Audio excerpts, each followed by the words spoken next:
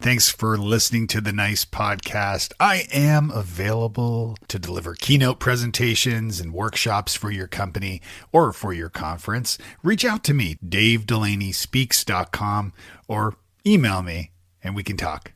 Now on with the show. As a person with a very deep voice, I'm hired all the time for advertising campaigns. But a deep voice doesn't sell B2B, and advertising on the wrong platform doesn't sell B2B either. That's why if you're a B2B marketer, you should use LinkedIn ads. LinkedIn has the targeting capabilities to help you reach the world's largest professional audience. That's right, over 70 million decision makers all in one place. All the big wigs, then medium wigs. Also small wigs who are on the path to becoming big wigs. Okay, that's enough about wigs. LinkedIn ads allows you to focus on getting your B2B message to the right people. So, does that mean you should use ads on LinkedIn instead of hiring me, the man with the deepest voice in the world? Yes. Yes, it does. Get started today and see why LinkedIn is the place to be to be. We'll even give you a $100 credit on your next campaign. Go to linkedin.com/MPN to claim your credit. That's linkedin.com/MPN. Terms and conditions apply. AI is a great tool to help you do research. It's a great tool to help you create the framework of good content. It's a great tool to help you be more efficient with your time in terms of writing, creating content, researching, things like that. But if you take yourself out of the equation altogether, then you have failed your audience. You have failed the message. You have failed communications. Nice. Nice. Nice. Nice. Nice. Nice. Nice. Nice with Dave Delaney. Welcome to the Nice Podcast, all about communication, collaboration, and becoming better leaders. I'm your host, Dave Delaney from futureforth.com, where we help you retain talent, improve culture and communication so you have happier, more connected teams. Today, I'm speaking with Jason Falls. Jason is the EVP of Marketing for Scipio AI. He hosts the widely downloaded Winfluence podcast and is the author of 3 awesome books, which I'm sure we'll talk about today.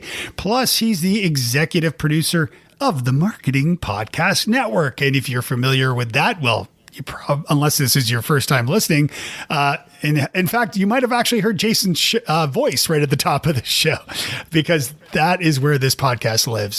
So it's with great thanks to Jason for having the Nice Podcast as part of the Marketing Podcast Network. So, Jason, welcome to Nice. Thanks, Dave. Great to be here, man. Yeah. It's awesome to have you here. So I always like to begin these things by asking, what is the nicest thing someone has done for you recently? Oh, wow. Let's see. The nicest thing someone has done for me recently. Goodness gracious. That's a good question. Could put me on the spot on that one. Yeah, no worries. I think that probably the best answer I've got for that is, and this might open up an entire other line of conversation, but my ex-wife and I went to Nashville, down in your neck of the woods, last week to take my son to Belmont University for his orientation day, register for classes and whatnot. Mm-hmm. And the evening included my son going off with other Belmont students, prospective students, for several hours. So my ex-wife and I went out to dinner, and we drove by the Parthenon, and we had a perfectly pleasant evening. And it was just, I thought, a nice gesture for the two of us to spend some time together, even though we are no longer married. Mm-hmm. And we had a very pleasant time out. So it was very nice. I thought she was very nice to me. I was very nice to her, and we had a wonderful evening. That's awesome, man. That's great. Yeah. I love that. And it's exciting to, have your son in Nashville. Actually, my kids both study band. They're both musicians, and they're each summer Belmont has an awesome band camp, and so both my kids at this time, the time we're recording this, are both attending that for their second year. So it's like a week-long summer camp thing there, which is pretty cool. Belmont has a fantastic music program. In fact, my son Grant is planning on majoring in audio engineering and music industry, sort of business, so that he can go into the music world. So that's one one of the reasons he chose the program. We're really excited for him. Yeah. Well, yeah, you're in good hands there. Yeah, it's a great school. Beautiful too. They've done it keeps growing and growing. Well, I guess like Nashville itself, but it keeps growing so much that I used to work down there many years ago, and it's gotten so much better. So it's cool. Yeah, that's pretty. Yeah. So tell me a little bit about, talk a little bit about your role as EVP of marketing for Scipio. What does that entail? And tell us a little bit about Scipio. Sure. So Scipio is, to boil it down very conveniently for people in the marketing world, you'll know what this is. It's an influencer marketing platform, but it's not quite built the way others are. Most influencer marketing platforms are built where you jump in and you say, I want to find content creators by this keyword. So you might type in bourbon, or you might type in cooking, or you might type in fashion or whatever. And those platforms typically come up with this laundry list of content creators who say that they create content around that topic, or they're using those keywords in their bios, things like that. Scipio has a slightly different approach to influence marketing, and one of the reasons I joined up with Scipio was because they have this different approach. Because my philosophy on influence marketing is, you'll notice I don't use the R in the word influence marketing. I just say influence marketing without influencer.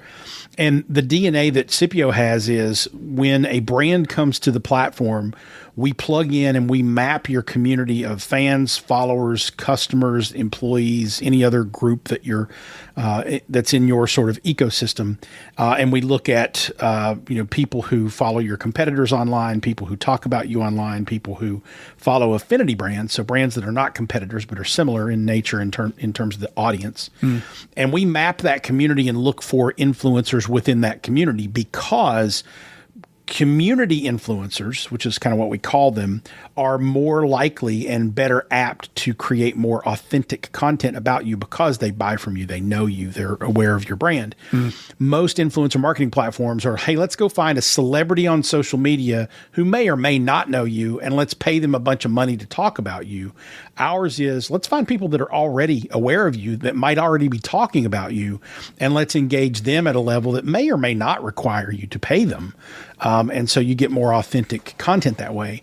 It also lends itself to brands to be able to cultivate better user-generated content, because you're looking at who creates content that is already in my customer base, my follower and fan base online, et cetera. So we're just I think a quicker path to more authentic content is kind of how I would describe the software. Yeah, and I love that. I think it's an incredible resource, because I think about like I ran social media and content, a lot of content for Griffin Technology many years ago.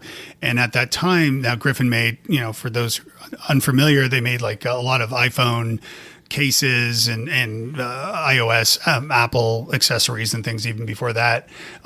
So there were so many. It was before I had ever heard of unboxing videos. And holy crow. And this is like 07, 08, I guess, something like that. So, but there were so many people who were getting tens, hundreds of thousands of views on their YouTube videos unboxing our products. And I was like, well, why are we not corresponding with these people? Like they're clearly fans. And so I would reach out to them and establish relationships, and we would, create an affiliate relationship where they would earn a commission with full disclosure ahead of time on sales, and include, an affiliate link in the description on the YouTube video so that viewers could click and purchase that product. But yeah, it was just in exchange, they would often receive, our products for free, so that they could, unbox them and things like that. So is that a lot of, do you do a lot of, interactions with folks in that sort of consumer electronics space, for example? We certainly can. I think we have a couple of technology clients, but we have grown up. We're still only about 2 years old. Yeah. So we're still very young software. We grew up in the health and fitness area, so we have a lot of gyms and health clubs that are a part of our background. But we've expanded out into food and beverage, consumer product goods, and I think we have one tech client, a couple of travel and tourism customers as well. And the software is certainly built to do that. Now, I love that you used that Griffin Tech as an example, because what you just described was, I think, the way most brands think of user-generated content, which is, let's find someone who's already talked about us, who already has content out there, and let's reach out to them and see if we can get permission to repurpose it.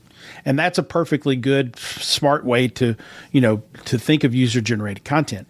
We like to take it a little bit further and say, hey, it's not just about what you can find that's already there. It's about finding the creators that create the type of content that you want and proactively giving them a brief, giving them a task. Hey, we want you to create more content. But we would love it if you would create it within these parameters. So we kind of mix the concepts of what you described as user-generated content, finding things that are already there, and then the process of traditional influencer marketing, where you reach out to a content creator and engage them to create specific content. We blur those lines, which is helping kind of fill the content coffers for brands that advertise on Meta, that are looking for user-generated content because it performs better in organic and paid social campaigns. And so that's really what Scipio does. And my job is to try to help the world know more about Scipio so that they consider us when they're looking for software like that. Yeah, it's interesting. It's really interesting. I mean, I think these days, I have to admit, I'm a little disconnected from the sort of influencer marketing kind of space these days. But I remember earlier on, because I had brands actually hire me as an influencer to promote the work they're doing, and I've actually been reaching out to non-alcoholic breweries. I quit drinking 3 years ago, and I'm like, why am I not?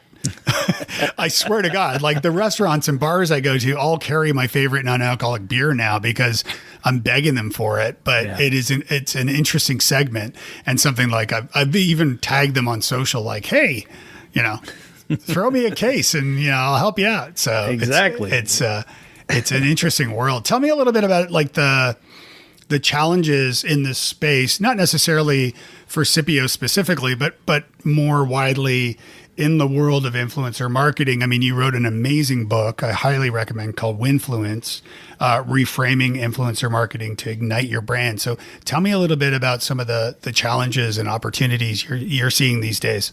Sure. I think the biggest challenge right now in the influencer marketing space, and I think this would be the first answer of anyone who's in the space at all, whether they're on the brand side or they're at an agency or a software provider.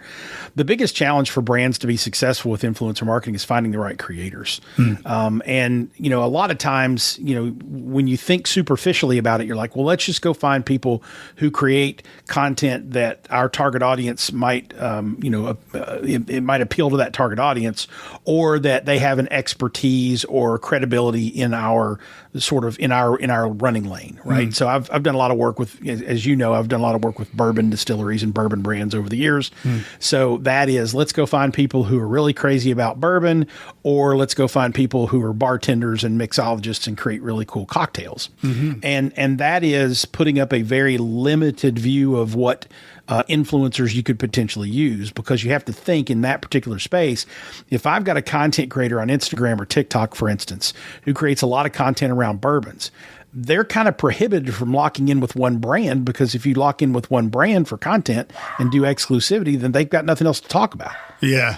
And so they're going to be very hesitant to do that. So you have to kind of adjust how you think. So you can expand out to the cocktail world, but you can also expand out to the cooking and food world and start looking at influencers in those spaces. Then you can say, well, wait a minute, let's broaden the lens a little bit and let's look at people who are lifestyle influencers who fit our sort of brand persona personas, if you will, and let's talk to that broader audience that they're not necessarily coming to this channel looking for cocktail ideas or for bourbon reviews.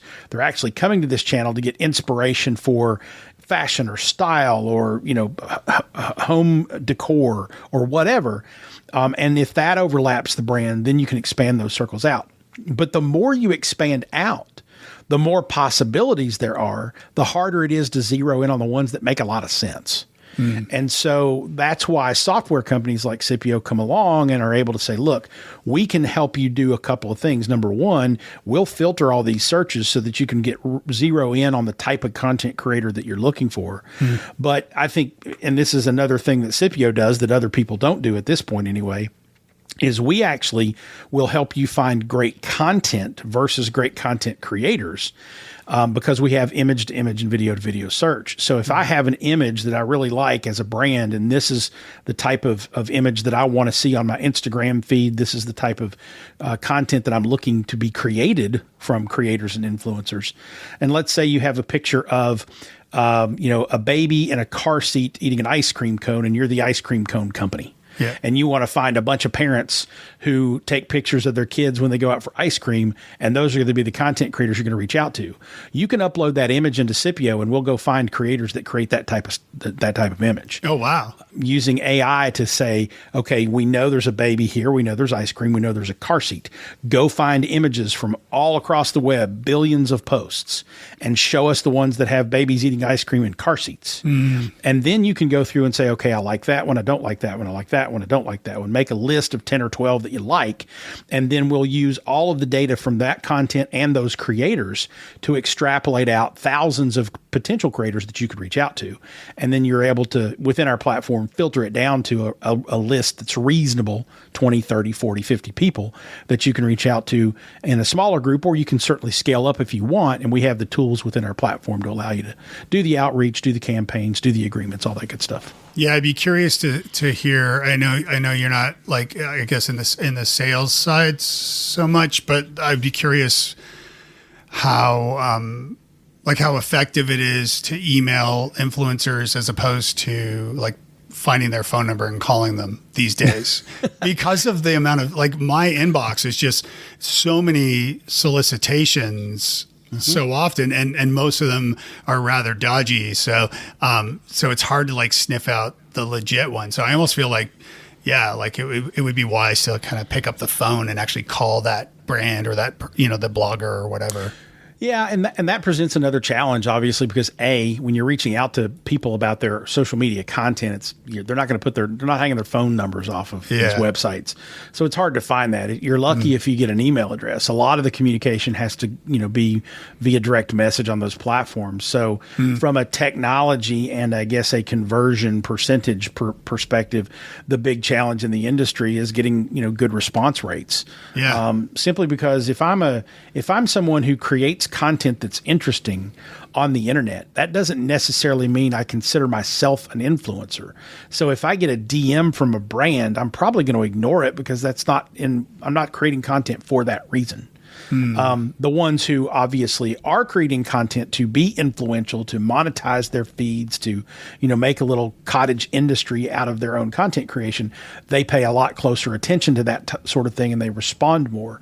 But the better performing content comes from the people who don't even consider themselves influencers. Right. So a lot of times, you're having to, the good old fashioned advice we used to give back in the aughts, if you will, you've got to connect with these people. You've got to make friends with them on social media. You've got to comment on their stuff. You've got to engage with them over time so that you can build a rapport and a trust and a relationship so that you can say, hey, by the way, we love your content. Would you like to create some content for us? And then this person who doesn't consider themselves an influencer goes, well, yeah, that sounds kind of fun. I'd love to do that and they'll respond that way because they know you, they like you, they trust you. You've built that relationship.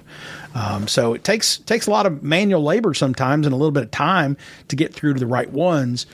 I will tell you that there is a vast gap between, people who have, let's say, 10 to 50,000 followers or so, and the people who have more than, let's say, 100,000 followers or so, because the people who have more than 100,000 typically are represented by talent managers or agencies or, other representation firms.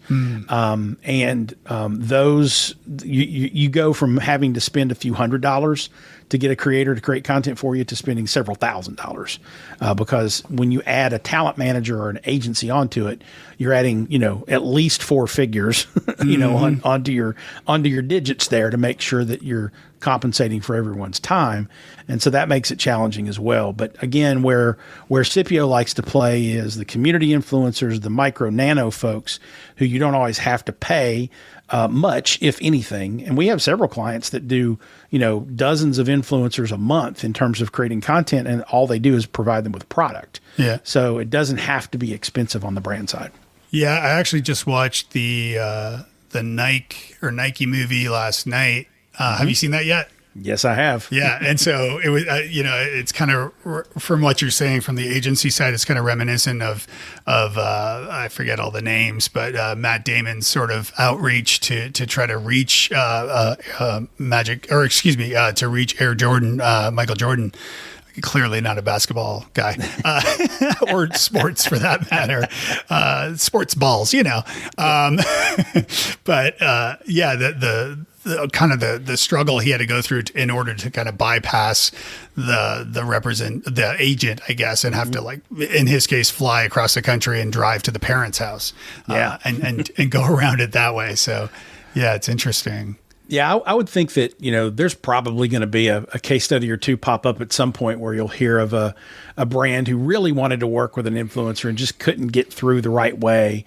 And then they, either ran into them at an event or cornered them at a restaurant or something like that, and did a similar thing. But you're right. If you want to get the right creator, sometimes it's a challenge. Yeah. And certainly a challenge to get them to work at the price that you can afford to pay. We do have a problem, I think, in the creator economy, as it were, that there are too many influencers out there and content creators who really don't have a good grounding on what the value they truly bring to a brand is. I think they overestimate it a lot. And there's probably some content creators out there who are going to get mad at me for saying that. But when I go to someone, I literally have a proposal. I saved it because I'll never let go of it. I don't want to throw anybody under the bus and share who it is or anything, but I have a proposal from a young lady who has who had, this was a couple years ago, I think it was 46,000 followers on Instagram, which is a healthy amount. She was in a very sort of niche, home decor sort of category.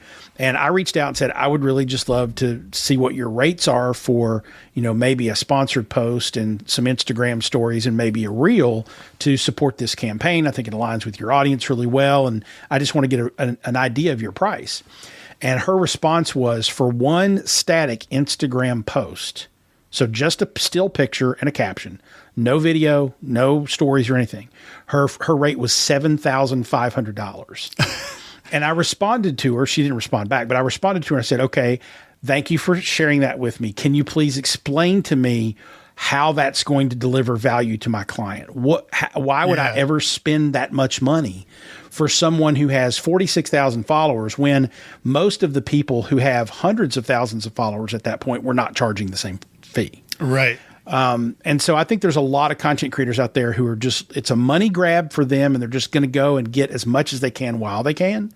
I think we're due for a big pendulum swing back and a little bit of if you want to say, recession within the creator economy, where some of the top earners are going to have to adjust their rates because they're just too expensive for most brands to work with these days. Support for this and all the shows on the Marketing Podcast Network is provided by ActiveCampaign. If you're looking for a way to grow your business, you need to check out ActiveCampaign. It's a powerful marketing automation platform that can help you increase your sales, improve your customer service, and build stronger relationships with your customers. With ActiveCampaign, you can create and send email campaigns, manage your leads and customers, create landing pages, set up automated workflows, and track your results all in one approachable platform. ActiveCampaign has over 10,000 five-star reviews on G2 from happy users. The Museum of Science and Industry in Chicago integrates Salesforce with ActiveCampaign to automate a thank you email to those who visit the museum, and in doing so, share prepares a form to gather their feedback. That then automatically triggers follow-up messages based on the feedback they receive, including returning to the museum for another visit. If you're serious about growing your business, you need to check out ActiveCampaign. Try it today for free and see how it can help you achieve your goals. For a limited time, ActiveCampaign is offering Marketing Podcast Network listeners a chance to double your contacts for free when you sign up at activecampaign.com/activate. That means if your email list has 10,000 contacts, you only need to pay for 5,000, or you can pay for the 10,000 and get an extra 10,000 totally free. Personalize your customer experience, but do it with automation just like 185,000 businesses have at ActiveCampaign. Go to activecampaign.com/activate to sign up today. That's activecampaign.com/activate. Terms and conditions apply.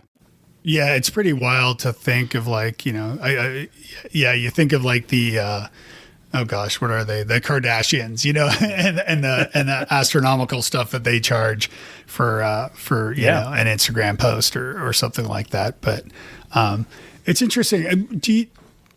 I'm curious. Like, I remember back in the day when the FTC started fining bloggers for not disclosing, and certainly threatened big fines. I don't know how frequently that happened, really, but what are the sort of rules of engagement these days with disclosure for such relationships?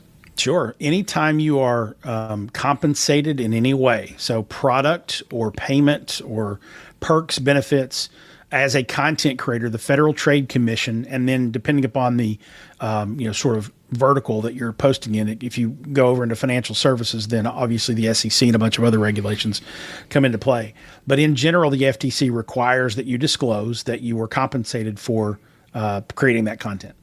And they want you to be, overt and clear about it. So they don't want you to hide hashtag ad in your copy. They want you to clearly come out and say, hey, this is a sponsored post. I'm working with this client, et cetera. There are ways to wordsmith it so that it doesn't sound so, disarming or alarming for consumers, but you have to disclose it. Also, too, on the brand side, the brand, if they use that content, they have to disclose that they worked with that creator and that creator was compensated for that content. So there has to be clarity and transparency in terms of this content was created for the brand and was paid for by the brand. Now, that in and of itself doesn't necessarily, we found over time that consumers understand the creator economy enough to know, and some of them even appreciate when a brand works with their favorite creators. So it's not necessarily a bad thing. It's not necessarily detrimental to the effectiveness of that communication. And so that's why I encourage, and why I said a moment ago, I encourage creators and brands to work together to wordsmith that in such a way that it is very transparent and it's very open so that it qualifies under the FTC rules. But it also communicates the value exchange in a way that the audience really appreciates the relationship. That's interesting. Yeah. So when and it's just like for a sponsor on a podcast, right? I mean, we deal with that with the Marketing Podcast Network, and we're working together on some campaigns right now, me and you and the rest of the team. Yeah. And I'm trying to encourage our creators. Hey, I'm going to give you a script to record or to read on your show, but it's going to deliver a lot better value if you can just, read the script, consume it, understand it, but then just talk. Just tell people what you know about this product. You can transparently say, hey, you know what? I personally don't use this product, but they are sponsoring the Marketing Podcast Network, and we really appreciate them doing that. And here's what they do. And if this is something you're looking for, then let's make a connection there. You can do it in a way that's very genuine and very valuable and appreciative or appreciated by the audience without being like, somebody's paying me to read this script, go buy this product, here's the link, Yeah. It can be much better. But the FTC does require disclosure on both ends of the equation. There is some gray area, though, because as governments are, they don't evolve very quickly. And because there's a lot of live video and there's a lot of Instagram stories and lots of new technologies at play here, you almost have to err on the side of caution if you don't want to get fined, and make sure that you are always disclosing the relationship, even if that particular piece of content wasn't especially called out in a contract and paid for. You have to disclose that relationship. I think in general, the FTC and the various and sundry other government agencies don't have the time or resources to go, play the police on this. Yeah. I've only known of and read of maybe in the last 10 years, probably a couple of dozen instances of brands and creators being fined. But that's not to say that gives you, clearance to go do it and skirt those boundaries. I would always err on the side of disclosing and following the regulations. So without naming any names, do any horror stories come up in your mind of ones that you recollect offhand? I don't remember the brand specifically, but I remember the first time that I read an article of a social media post being dinged for fines by the FTC. This was probably 2013 or 14, around in there. And I want to say it was Instagram, but I'm not 100% sure because Instagram was still very young then. But as I recall, it was the FTC was trying to make sure that it made a point to the world, hey, you got to follow the rules. And it caught 3 or 4 creators who were not disclosing the relationship with sponsored content, and it fined the creators $17,000 per incident. Ooh. So per post. And it also fined the brand $17,000 per post. So when you do cross that line, they're serious. They're going to make sure that you do that because, again, it's all under consumer protection. They're trying to make sure that your audience, if you are a content creator, or the audience of the brand, if the brand is using the content creator's post, that the audience is not duped or fooled into thinking that this was natural and organic and real, that it was actually paid for. Yeah. So you've got that kind of yin and yang, push and pull when you're doing sponsored content. But again, you can nuance it and make it really effective if you try. And when you think of so something I've often advised my clients over the years about is, as it pertains to like followers and things, it's really quality over quantity so often, right? Like if you have 100 followers and they're all very likely to buy something from you, or they're big fans, gets to like Kevin Kelly's original essay about, 1,000 true fans and the value of that. And then the flip side, of course, is those who God forbid buy their followers. And there's all sorts of shady things to do it that way. And just kind of inflate their numbers. And then they go around like maybe not to say your 7,000 per post person was like that necessarily, but you hear these horror stories of these, I guess, quote unquote influencers who like, go to restaurants or resorts and demand a free meal. Don't you know who I think I am on the internet? So yeah, where's your head at with, as far as like, maybe weeding out the legit folks? Sure. and that quality over quantity comment?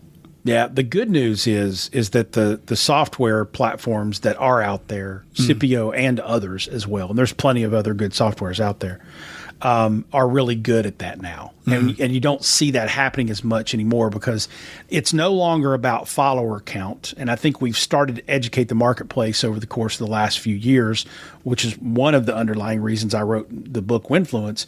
We've started to educate the marketplace over the years that it's not about how many followers and the quantity of the audience that someone has. To your point, it's really about the quality of their followership and their communication. And so you see statistics like engagement rate and view rate and things like that becoming more important to brands when they're looking for the right content creators. And to an even bigger point with user-generated content nowadays, and this is kind of how Scipio has sort of started to approach talking to some prospective clients. It doesn't matter if the person who is creating the content has followers at all. If what you're looking for is really authentic user-generated content that you can then take, license, and use in your ad campaigns, on your website, on your social media channels, in your email newsletters, right? So if I know that, to use a To use someone that I know you probably know, Lee Lefevre from the old Common Craft videos. Yeah, sure. At one point, the most famous pair of hands in the world. Yes. He did the old, here's what Twitter is, here's what RSS feeds are videos back in the day. Mm-hmm. So, Lee and Common Craft created these wonderful animations that explained things. That was their talent, was explaining things. Well, you could go and you could pay, and this is actually Lee's core business, you could pay them to create those animated videos for you to use on your website and your social channels. And you could even pay them enough to where Common Craft wasn't even there. They were white labeled. They belonged to you. Mm-hmm. So that's what brands more and more these days are using quote unquote influencers for. It's like, I don't even want you to post on your channel. I just know that you are a very talented content creator and that you understand this industry or this business or this product or this service. I want you to create something fun and engaging around my product so that I can use it. And so the creator economy now becomes everybody's creative department in their marketing department, everybody's photographer, everybody's, graphic designer, everyone's copywriter, everyone's producer, director, animator, right? Brands and agencies are now turning more toward this broader creative community and looking for great content. If that person also has followers online, there might be some benefit to say, okay, we don't just want the UGC, we want the UGC plus. We want you to also post on your channel, and therefore there's an influence piece that goes to it. But the tools have gotten sophisticated enough to the point now to where when you go in and you do an analysis of a creator, you can very quickly tell, number one, who has astroturfed their follower count. Yeah. So, at Scipio, we have a 14-point brand check, and we do an analysis of your audience as a creator to say, hey, there's 45% of this person's audience are bots and suspicious accounts, so they're probably not going to be as effective as you might think. And then we also have safety checks that say, well, this person uses a lot of, language. They talk about tobacco, they talk about religion, politics, etc. So you can go in and really see the creators and more about them before you make the decision to reach out to them in the first place. And then to anybody who's dealing with a content creator who has, do you know who I think I am or whatever, that whole thing. Yep. At that point, it's just, you kind of just have to say, well, I'm sorry, but that's just not how we engage with creators anymore. And you're welcome to trash us online if you like. If you are a brand of any count, you're probably watching all of that and following it and making sure that you're performing some good social customer care to make sure that those, flames are put out. But I don't think we see as much of that anymore as we used to. Yeah. So you wrote 3 books on digital marketing, right? Like the Rebel's Guide to Email Marketing you did with DJ Waldo, and then No Bullshit Social Media that you did with Eric Deckers. Tell me a little bit about where we're at as it pertains to social, beyond the kind of influencer side, but just kind of where Jason Fall's head is at as it pertains to this stuff. Because of course, and just full disclosure here, not that we're selling anything, but Jason and I, we met at, probably on Twitter before anything, but at South by Southwest Interactive, kind of the conference, I guess, traditionally for social media, quote unquote types, back in, I think it was 2008. So where's your head at with how and where we're at? Because I could go on for forever talking about just how sort of jaded I feel about the state of social. It was really fun when all the lonely nerds like us were on there interacting, and suddenly it's your racist uncle's on there now, and all of his friends, So tell me, and not to say not your racist uncle, but tell me a little bit about where your head's at with where the state of social media, let's say. Sure. So from a brand perspective, I definitely think we're at a maturation point now where most brands understand that, social media is not unlike any other channel. In order to really succeed, you have to invest in it. You have to invest dollars in creating content. You have to invest dollars in getting that content in front of the right audiences within a frequency to move the needle on your message.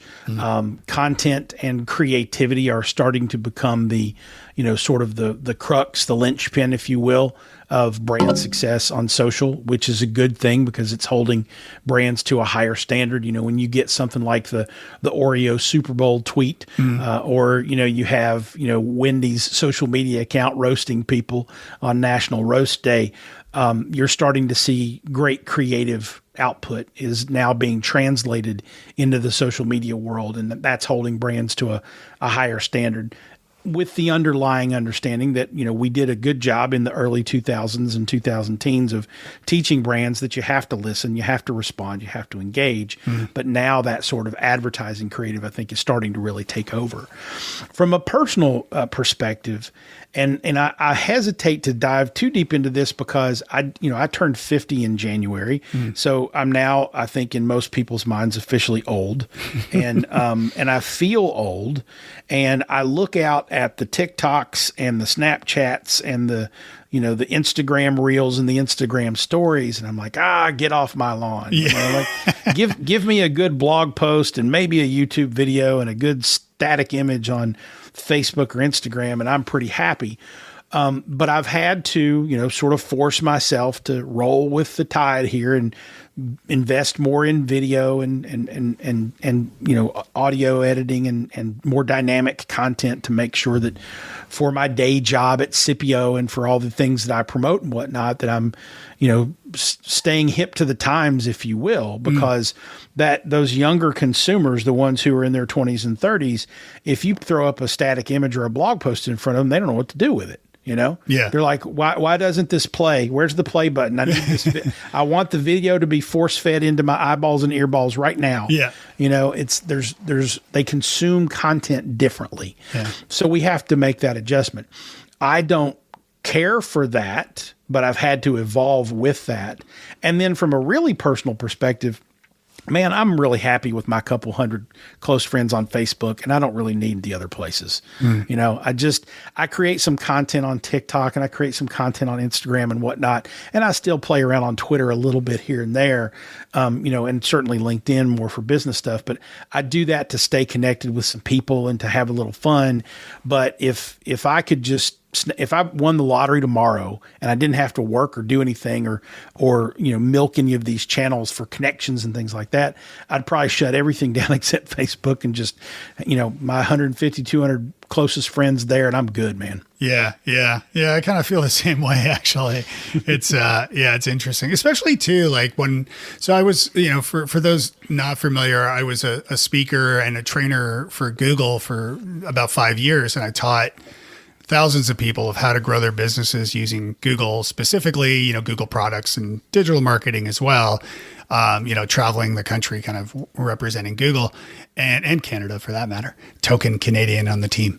But so often, I would have small business owners, talking about their Facebook page and how. And I remember when Facebook started Facebook pages, everybody and their brother created a business page for their business and abandoned their websites to focus exclusively on their Facebook page. And then over time, Facebook started really reducing the organic reach of that page. And suddenly, in order to reach anyone on your Facebook page, which is something many people are focused on still, you've really got to pay to play now. You've really got to pay to, at the very least, boost a post, let alone advertise that content, unless you have a very vibrant page. But for the most part, I find that's not the case.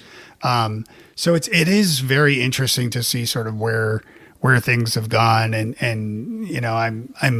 I'm saddened by the state of things, especially as, I think, with algorithms and anyway, not to focus on that. So as far as this podcast is very much about communication, but it's also about leadership. And you've been a leader certainly in the community as far as digital marketing goes over the years, running your websites, Explore, and your conference and things like that. What are your biggest challenges these days as being a leader or leading people? You lead us on the podcast network, our brave leader. Well, tell me a little bit about some of those challenges that you find. Yeah, I think the biggest thing right now, because you got to remember, most of my leadership has been as a sort of community leader, so not within necessarily the confines of one business or one organization. So the Marketing Podcast Network is a perfect example, because Dave Delaney doesn't work for me. Dave Delaney's podcast is on my network, and we work together, but it's not like an employee-employer relationship. And right. Certainly I've led teams before at agencies, and I've got a small team at Scipio that I'm leading from the marketing perspective. But in the thought leadership realm, which is more where I feel comfortable, sort of where my experiences are, I think it's just becoming harder and harder to be a standout leader, because the signal to noise ratio keeps getting worse. There seems to be a lot more people creating content, and this is what we get for diving into social media, right? Social media allowed everybody to be a creator. It democratized media.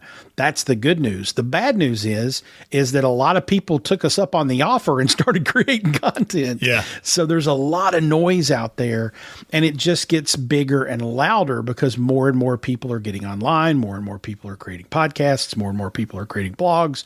More and more people are doing content on TikTok and social networks. And so the signal to noise ratio is deafening, and it's hard to find those signals that stand out anymore, even if you've been doing it a long time, and even if you're really good at what you do.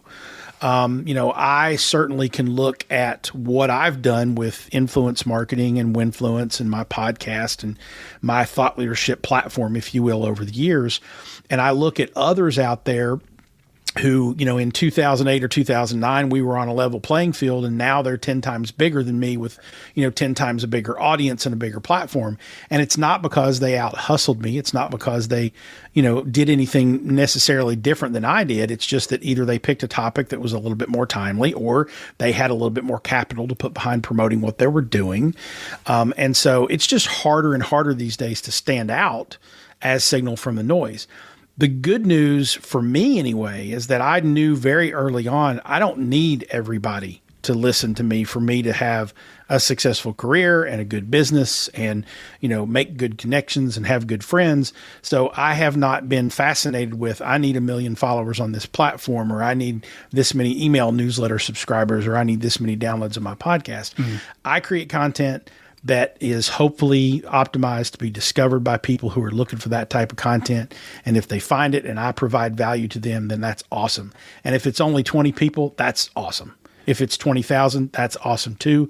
And if it's 2 million, that's even more awesome, but still just awesome. Yeah. So I don't worry about the breadth and depth of my network and who I touch. I just create the content knowing that it's going to be helpful to somebody. I know this is a topic for probably a whole other conversation because it's a big one, but what are your thoughts on the future as it pertains to AI? I mentioned that because we've got like ChatGPT, and I myself would be the first to admit I spend more time there than I do on a Google search these days. And of course, that's just giving me whatever ChatGPT provides in that result. It's and with no links. But the other threat side of it of basically the internet becoming kind of a burning tire fire of AI generated content that's just now like just completely crammed full with just AI generated content. So what are your thoughts? What are your thoughts with the future? Well, I'm a little worried about it for a couple of reasons. Number one, I think as technology advances, it gives us great opportunity to be more efficient with our time. But what that also can translate to is it can allow us to be lazy with our effort. And so I think that, what I've been, jumping up and down and screaming as loud as I could, and I think I've heard from a lot of other people in the business, is that AI is a great tool to help you do research. It's a great tool to help you, create the framework of good content. It's a great tool to help you be more efficient with your time in terms of writing, creating content, researching, things like that. But if you take yourself out of the equation altogether, then you have failed your audience. You have failed the message. You have failed communications, because the computer is only going to get you, let's say 80, 90% there. There still needs to be that human layer of analysis and empathy and interaction with the content and understanding of voice and tone and what's going to work with the audience and what's not, as you're using these tools to either write for you or even create, videos or images for you. There has to be that human interaction, that control layer that allows you to translate the artificial intelligence into actual intelligence.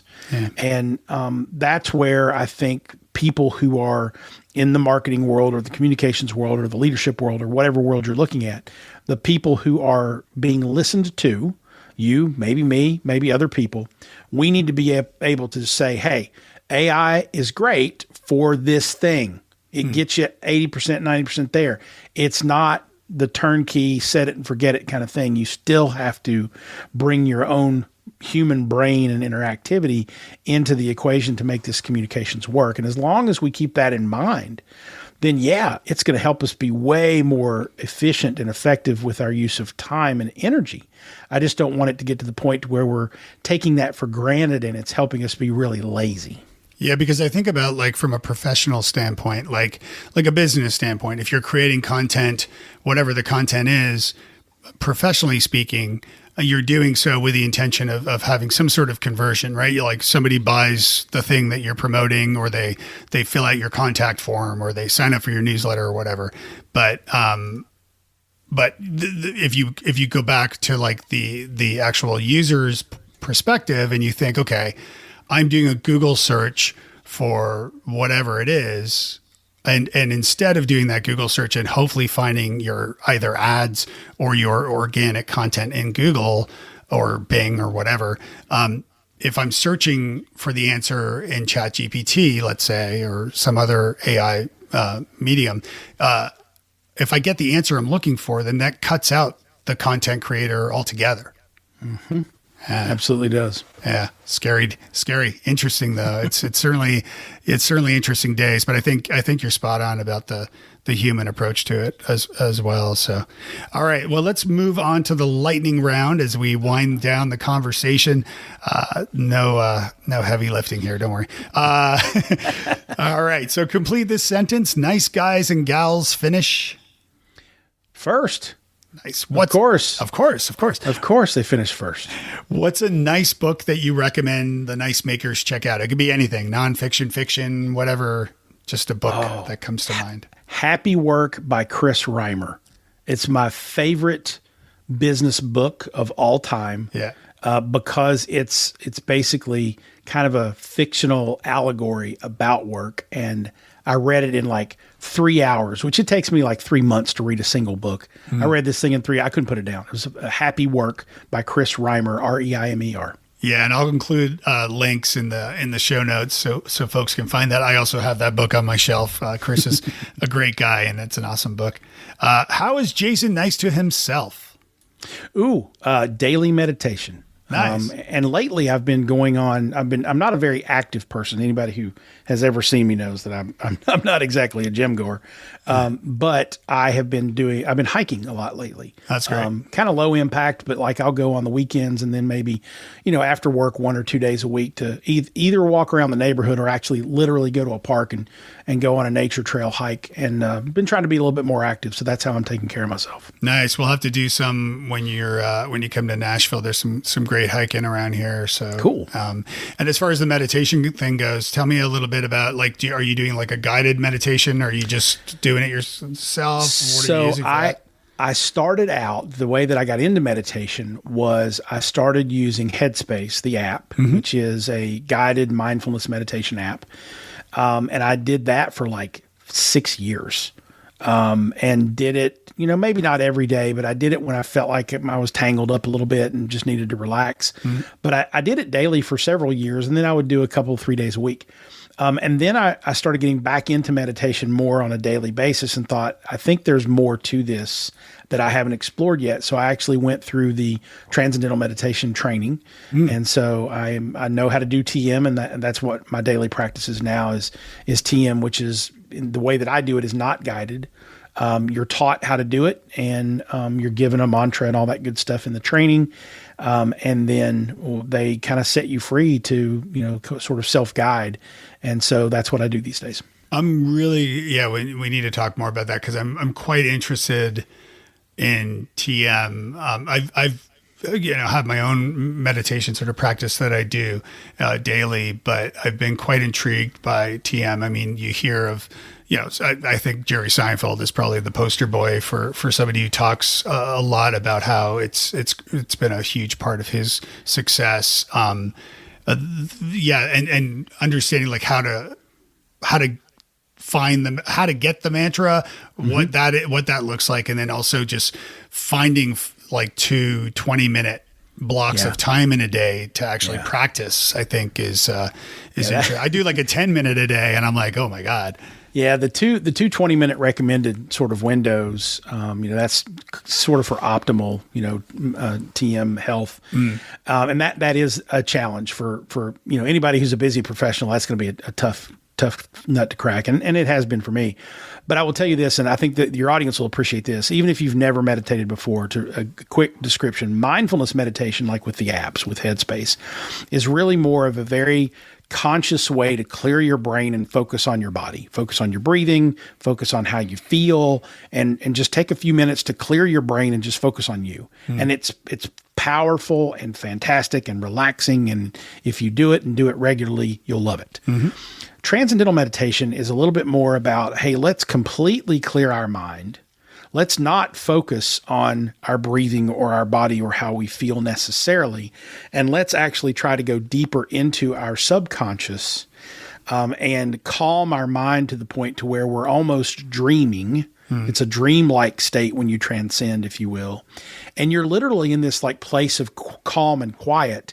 And you've calmed your brain to the point to where you don't have worries or stresses or distractions, and you're just resting your mind. And when you reach that point, and it's not easy to reach, that's why you have to go through the training.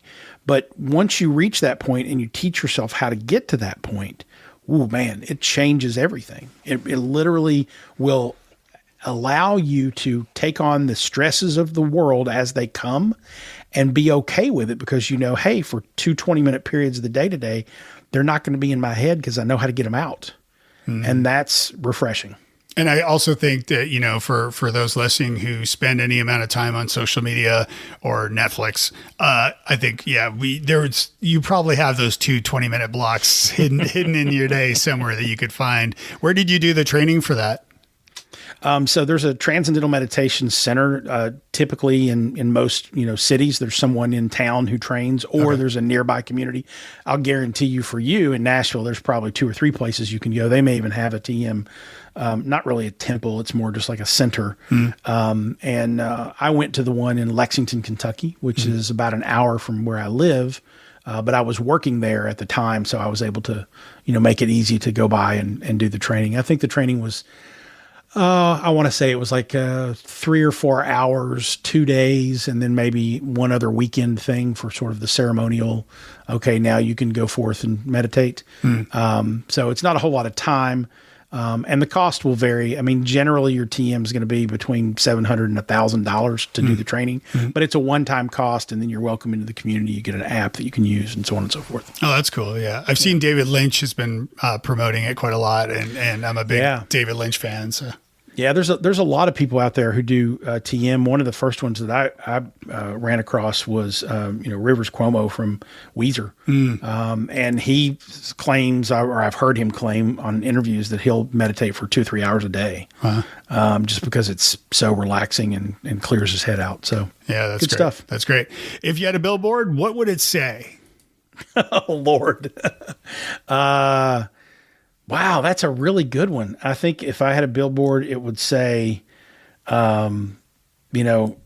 relax and have a drink. I like it. Let's sit down and have a conversation. I enjoy that more than anything else. Yeah, I love it. I love it.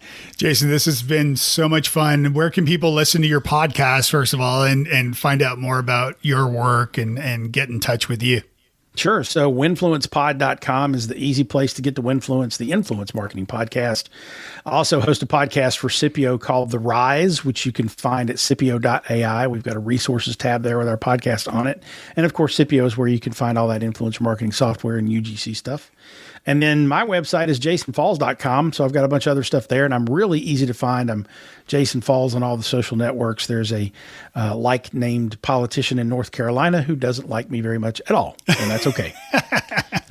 Yeah, that's okay. You could sell it. You'll be a millionaire. Exactly. Right. If I ever retire, I'll call him up and say, okay, how much you want for all this stuff? Exactly. All right, buddy. Well, this has been a pleasure. Thanks so much. And we'll talk soon. All right. Hey, thanks so much for listening to the show today. Would you do me a favor? Leave a review. The reviews help others discover the show, and they mean a lot to me, so I would appreciate that. Did you know I am often hired as a keynote speaker for company retreats or for conferences?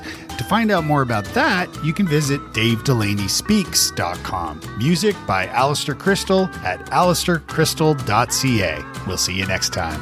And be nice.